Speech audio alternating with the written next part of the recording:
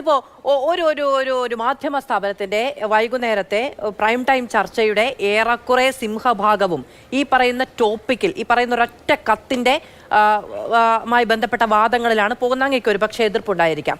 പക്ഷേ ശ്രീ ശങ്കുട്ടിദാസ്, ഞാൻ എത്ര തവണ ചോദിച്ചു എന്ന് എണ്ണി നോക്കാവുന്നതാണ്. എത്ര തവണ ചോദിച്ചിട്ടും അത് പറയാൻ കഴിയാത്ത എന്ത് നിസ്സഹായത. ശരി, ടോപ്പിക് എന്ന് പറഞ്ഞാൽ ടോപ്പിക്ക് വായിക്കൂ എന്ന് അബിൻ വർക്കി പറഞ്ഞു. ഇതിന്റെ 12ാമത്തെ വരിയില്ല ടോപ്പിക് ഇങ്ങനെ വെണ്ടയ്ക്ക അക്ഷരത്തിൽ എഴുതി വെച്ചിട്ടുണ്ട്.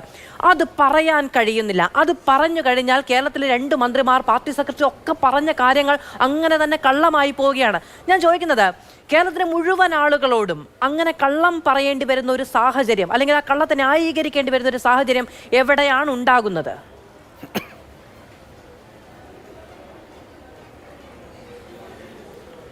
തീർച്ചയായിട്ടും അത് ഇതിൽ ഇംഗ്ലീഷിലൊരു പ്രയോഗമുണ്ട്, get caught in one's own line. അവനവൻ്റെ നുണയിൽ തന്നെ പെട്ടുപോവുക. അതാണ് ഇപ്പോൾ യഥാർത്ഥത്തിൽ ഇടതുപക്ഷത്തിൽ സംഭവിച്ചത്. ആദ്യ ദിവസത്തെ പരിഭ്രമത്തിൽ MP രാജേഷ് നടത്തിയിട്ടുള്ള ഒരു പ്രതികരണം, അത് റിയാസിനെ സംരക്ഷിക്കാനായിരിക്കാം, അതല്ലെങ്കിൽ മറ്റേ ഇതിൽ ബന്ധപ്പെട്ട യഥാർത്ഥ ആളുകളെ സംരക്ഷിക്കാനായിരിക്കാം, ഒരു വിചിത്രമായിട്ടുള്ള അന്വേഷണമാണ് അദ്ദേഹം ആവശ്യപ്പെട്ടത്. അദ്ദേഹത്തിന്റെ വകുപ്പിന് കീഴിലുള്ള നയവുമായി ബന്ധപ്പെട്ട പുനഃപരിശോധനയ്ക്കോ പരിഷ്കരണത്തിനോ വേണ്ടിയിട്ട് പണപ്പിരിവ് നടക്കുന്നു, സ്വാധീനിക്കാനുള്ള ശ്രമം നടക്കുന്നു എന്ന് പറയുമ്പോൾ അത് ഉന്നയിക്കപ്പെട്ടിട്ടുള്ള ആളെ സംബന്ധിച്ചിട്ടെങ്കിലും അന്വേഷണം നടക്കണ്ടേ. എന്നാൽ താൻ കൂടി ആരോപണ വിധേയനായിട്ടുള്ള വിഷയത്തിൽ അദ്ദേഹം ഒറ്റ ദിവസത്തിൽ പെട്ടെന്ന് പരാതിക്കാരനായി മാറുകയും ആ വിഷയവുമായി ബന്ധപ്പെട്ടല്ലാതെ അതിന് പിന്നിലെ ഗൂഢാലോചനയുമായി ബന്ധപ്പെട്ട് മാത്രം അന്വേഷണത്തിന് അദ്ദേഹം ആവശ്യപ്പെടുകയും ചെയ്തു. അതിനുവേണ്ടി അദ്ദേഹം സെറ്റ് ചെയ്തിട്ടുള്ള പ്രിമൈസാണ് ഇവിടെ അങ്ങനെ ഒരു ആലോചനയെ നടന്നിട്ടില്ല എന്ന്. അങ്ങനെ ഒരു ആലോചന നടന്നിട്ടുണ്ടെന്ന് സമ്മതിച്ചാൽ ഒരു കുഴപ്പവും സംഭവിക്കുമായിരുന്നില്ല. യഥാർത്ഥത്തിൽ ടൂറിസം വകുപ്പ് ഇതുമായി ബന്ധപ്പെട്ടിട്ട് ടൂറിസം വകുപ്പിന് കുറേ കാലമായിട്ട് കേരളത്തിന്റെ മദ്യനയം പരിഷ്കരിക്കണമെന്ന് ആവശ്യമുണ്ട്. യഥാർത്ഥത്തിൽ ഞാൻ ചിന്തിക്കുമ്പോൾ ഈ കേരളത്തിലെ ബാർ മുതലാളികളുടെ ആവശ്യം പോലും അന്യായമൊന്നുമല്ല. ഇപ്പൊ ഡ്രൈ ഡേ പിൻവലിക്കണമെന്ന ആവശ്യം. യഥാർത്ഥത്തിൽ ഡ്രൈ ഡേ എന്ന് പറയുന്ന ഒരു സങ്കല്പം കൊണ്ടുവന്നത് 1-ാം തീയതി സംസ്ഥാന സർക്കാർ ഉദ്യോഗസ്ഥന്മാരുടെ ശമ്പള ദിവസമാണ്. അന്നത്തെ ദിവസം ബാറും ബിവറേജും തുറന്നിരുന്നാൽ ശമ്പളം കിട്ടുന്ന ആളുകൾ ഈ പണവുമായിട്ട് നേരെ ബാറിലേക്കോ ബിവറേജിലേക്കോ പോയിട്ട് ഈ പണം മുഴുവൻ മദ്യത്തിന് ചെലവാക്കുകയോ വീട്ടിലേക്ക് എത്തേണ്ട പണം വീട്ടിലേക്ക് എത്താതെ മദ്യശാലകളിൽ പൊലിഞ്ഞു പോവുകയോ ചെയ്യും എന്നുള്ളൊരു ആശങ്ക കൊണ്ടാണ് പണ്ടൊക്കെ 1-ാം തീയതി ഡ്രൈ ഡേ ആക്കിയിരുന്നത്. അപ്പോൾ 1-ാം തീയതി ആൾക്കാർ വീട്ടിലേക്ക് തന്നെ പോകും, പൈസ വീട്ടിലെത്തും, അടുത്ത ദിവസം പിന്നീട് അതിൽ നിന്ന് ജുഡീഷ്യസ് ആയിട്ട് സ്പെൻഡ് ചെയ്ത് ചെയ്യാൻ. ഇന്ന് കേരളത്തിൽ ആർക്കും 1-ാം തീയതി ശമ്പളം കിട്ടുന്നില്ല. 5-ാം തീയതി മുതൽ 15-ാം തീയതി വരെ മാസമായിട്ട് മുഴുവനായിട്ട് ശമ്പളം കിട്ടാത്ത ആൾക്കാരുണ്ട്. ഈ കാലഘട്ടത്തിൽ 1-ാം തീയതി ഡ്രൈ ഡേ ആക്കി വെച്ചിട്ട് അതിന്റെ തലേ ദിവസം റെക്കോർഡ് കച്ചവടം നടത്തുന്നത് എന്തിനാണ് എന്നത് വളരെ സ്വാഭാവികമായിട്ടൊരു ചോദ്യമാണ്. അതേപോലെ തന്നെ ഈ സമയവുമായി ബന്ധപ്പെട്ട ഇവരുടെ ആവശ്യങ്ങളൊക്കെ വേണമെങ്കിൽ പരിഗണിക്കാവുന്നതാണ്. പക്ഷേ ഇവിടെ ന്യായമായ ആവശ്യങ്ങൾ പോലും നടത്തിയെടുക്കാൻ വേണ്ടി കോഴ കൊടുക്കേണ്ടി വരുന്നു എന്നുള്ളതാണ്. ഇവിടെ കോഴ കൊടുക്കുന്നു എന്ന് പ്രതിപക്ഷം ആരോപിക്കുകയല്ല. ഈ ഉത്തരവാദിത്തപ്പെട്ട സംഘടനയുടെ ചുമതലയിലുള്ള ഒരാള് ആ സംഘടനയിലെ മറ്റാളുകൾക്ക് നിർദ്ദേശ സ്വഭാവത്തിൽ കൊടുത്തിട്ടുള്ള ഒരു വോയിസ് ക്ലിപ്പ് ലീക്കായതുമായി ബന്ധപ്പെട്ടിട്ടാണ് ഈ പ്രശ്നം വന്നത്. അതായത് നമ്മൾ ഓരോരുത്തരും 2 ലക്ഷം രൂപ വീതം കൊടുക്കണം, ഒരാൾ മാത്രമേ ഇതുവരെയായിട്ട് ഇടുക്കിയിൽ നിന്ന് തന്നിട്ടുള്ളൂ, ബാക്കിയുള്ള എത്ര ആൾക്കാർ തന്നാൽ മാത്രമേ ഈ പണം കൊടുത്താലേ നമ്മുടെ കാര്യം നടക്കുള്ളൂ. ഇതാണ് ഇതിലത്തെ ഏറ്റവും പ്രധാനപ്പെട്ട കാര്യം. നമ്മൾ കൊടുക്കേണ്ടത് കൊടുത്താലേ നമുക്ക് കിട്ടേണ്ടത് കിട്ടും. ഇത് കേരളത്തിൽ നിലനിൽക്കുന്ന ഒരു വ്യാവസായിക അന്തരീക്ഷത്തെ സംബന്ധിച്ചാണ് സൂചിപ്പിക്കുന്നത്. ഏറ്റവും ന്യായമായ കാര്യങ്ങൾ നടത്താൻ വേണ്ടി പോലും സർക്കാരിന് പണം കൊടുക്കേണ്ടി വരും, കോഴ കൊടുക്കേണ്ടി വരുന്നു. അങ്ങനെ ഒരു ആരോപണം ഉണ്ടാവുമ്പോൾ അത് വളരെ ഗുരുതരമാണ്, വളരെ രൂക്ഷമാണ്. ഏറ്റവും ചുരുങ്ങിയത് ആ കാര്യത്തിൽ ഒരു ക്വിക്ക് വെരിഫിക്കേഷൻ എങ്കിലും ഉത്തരവിടേണ്ടതായിരുന്നു. എന്നാൽ ആ കാര്യത്തിൽ ഒരു വിജിലൻസ് അന്വേഷണമില്ല. എന്ത് കാര്യത്തിലാണ് അന്വേഷണം നടക്കുന്നത്? ഈ ശബ്ദ സന്ദേശം എങ്ങനെ ലീക്കായി, ഇതിന്റെ പിന്നിലുള്ള ഗൂഢാലോചന എന്താണ് എന്ന കാര്യത്തിലാണ് അന്വേഷണം നടക്കുന്നത്. ഇതിനെ മുഴുവൻ മൂടിക്കളയാനുള്ള ശ്രമമാണ് നടത്തുന്നത്. അതിന്റെ ഭാഗമായിട്ട് ഇവർ പറഞ്ഞിട്ടുള്ള ഒരു നുണ, അതായത് ഇങ്ങനെ ഒരു ആലോചനയെ നടന്നിട്ടില്ല എന്നുള്ള നുണയാണ് ഇപ്പൊ യഥാർത്ഥത്തിൽ തിരിച്ചടിച്ചില്ല. കാരണം ഞാൻ പറഞ്ഞില്ല, ഇത് നിയമസഭയുടെ സബ്ജക്ട് കമ്മിറ്റിയിൽ വരെ ആലോചനയിൽ വന്നിട്ടുള്ള വിഷയമല്ലേ. അതല്ലെങ്കിൽ ഇതുമായി ബന്ധപ്പെട്ട എല്ലാ വകുപ്പുകളും, ഞാൻ മനസ്സിലാക്കുന്നത് മദ്യനയ രൂപീകരണവുമായി ബന്ധപ്പെട്ട എല്ലാ വകുപ്പുകളിൽ നിന്നും അഭിപ്രായം ആരായും എല്ലാ വകുപ്പുകളും സമാനമായിട്ട് ആഭ്യന്തര വകുപ്പിന് അഭിപ്രായം പറയാനുണ്ടാവും. സർക്കാരിന് കണ്ണടച്ച് പറയാൻ കഴിയോ ചർച്ച നടന്നിട്ടില്ല എന്ന്? ഇതൊക്കെ വിവരാവകാശത്തിന്മേൽ പുറത്തു വരാൻ കഴിയുന്ന രേഖകളല്ലേ? മാത്രമല്ല, നിയമസഭാ സമ്മേളനം വരാനിരിക്കുന്നു. പ്രതിപക്ഷം വലിയ തോതിൽ ഇതൊരു വിവാദമാക്കിയെടുക്കും. കാണാതെ പ്രതികരിക്കുമോ?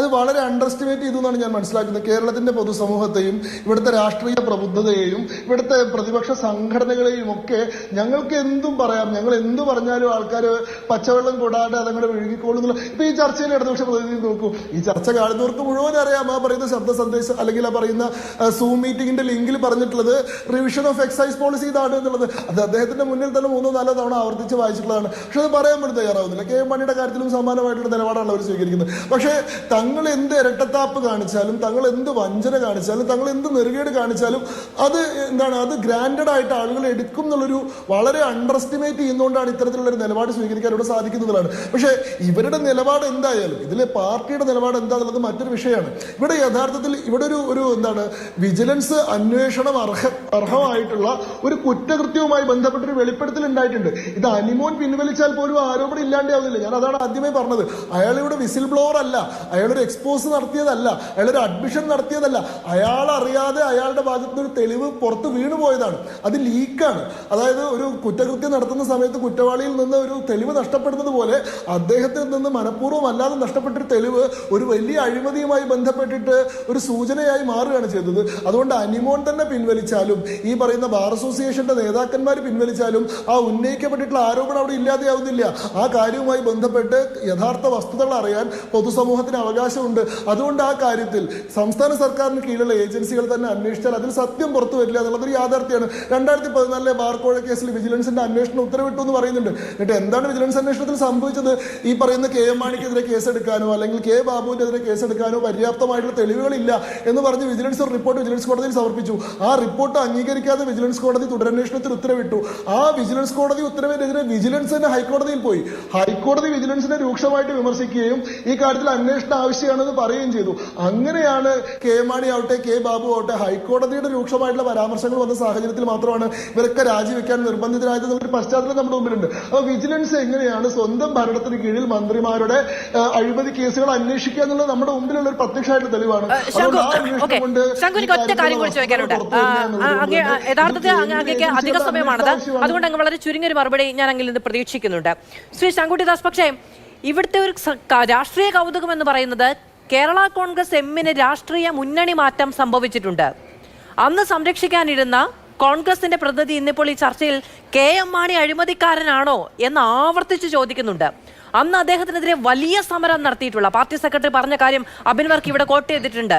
കോഴമാണി എന്ന് വിളിച്ചതിനെ സാധാരണഗതിയിൽ കോടിയേരിയുടെ കാര്യത്തിൽ എന്തെങ്കിലും ഒന്ന് ചോദിച്ചിട്ടുണ്ടെങ്കിൽ അതിനപ്പുറത്തേക്ക് ഒരു വാക്ക് ഒരു മനുഷ്യന്റെ കയ്യിൽ നിന്ന് ഒരു നാവിൽ നിന്ന് വരില്ല CPM-ൽ. പക്ഷേ അത് അംഗീകരിക്കാൻ തയ്യാറാണോ എന്ന് ചോദിക്കുമ്പോൾ മിണ്ടാൻ കഴിയുന്നില്ല. അതൊരു വലിയ രാഷ്ട്രീയ കൗതുകമാണ്.